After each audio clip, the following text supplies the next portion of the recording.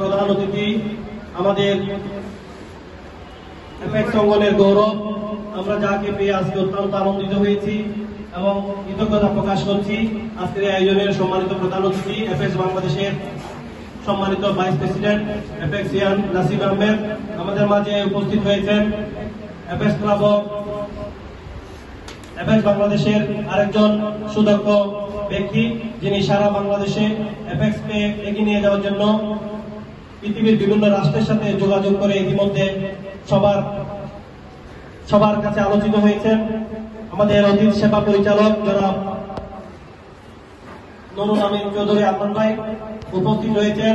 আমাদের বিজিডি-3 আমাদের ডিস্ট্রিক্টের সুদক্ষ এক্স গভর্নর এফএক্স এর কামাল পাশা উপস্থিত হয়েছেন। আরেকজন সুদক্ষ বিজিডি আমাদের ন্যাশনাল এফএক্স এর অন্যতম একজন ব্যক্তি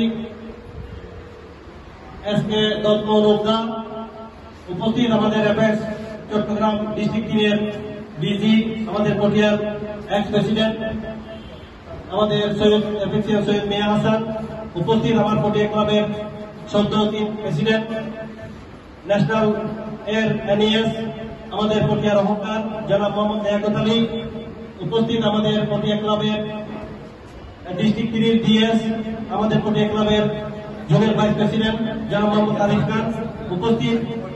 এফএক্স ক্লাব ও বান্দরবনের আইপিপিএল আমাদের প্রিয় ভাই জনাব মোজাম্মেল হোসেন উপস্থিত।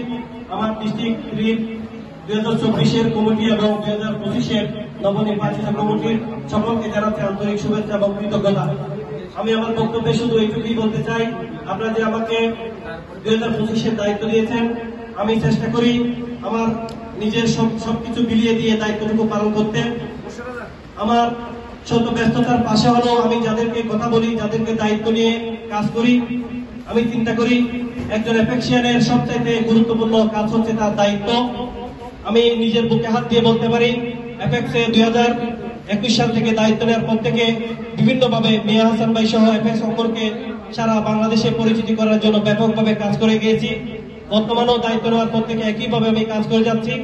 আমি চাই এফএক্স ক্লাব বাংলাদেশে যে আজকে মডেল হিসেবে কাজ করছে, মানবিক এবং সামাজিক কাজ হিসেবে আমরা সেটিকে আরো সামনে এগিয়ে নিয়ে যাব এবং আমার দায়িত্বে যে 25 সালের নতুন কমিটি হয়েছে, আপনাদের প্রতি আমার আহ্বান থাকবে আপনারা এক একজন সমাজকর্মী হিসেবে, এক একজন সামাজিক মানুষ হিসেবে এই এফএক্স ক্লাবকে ধারণ করে এগিয়ে নিয়ে যাবেন। এফএক্স এর যে নিয়ম নীতিগুলো মেনে আমরা 2025-কে এগিয়ে নিয়ে যাব এবং আগামী বছর যাতে আমরা এর কৃতিত্ব আমরা সবাই বহন করতে পারি, এফএক্স ক্লাব পটিয়াকে শ্রেষ্ঠত্ব করতে পারি, সেই ব্যাপারে আপনারা সবাইকে আমি একযোগে কাজ করার আহ্বান জানিয়ে আমার এখানে যে আমাকে যারা আজকে মনোনয়ন দিয়েছেন এবং এখানে নির্বাচিত করেছেন সকল অতিথিবৃন্দ সহ আমার ডিস্ট্রিক্ট গভর্নর সহ সবাইকে কৃতজ্ঞতা জানিয়ে আমার বক্তব্য এখানে শেষ করছি।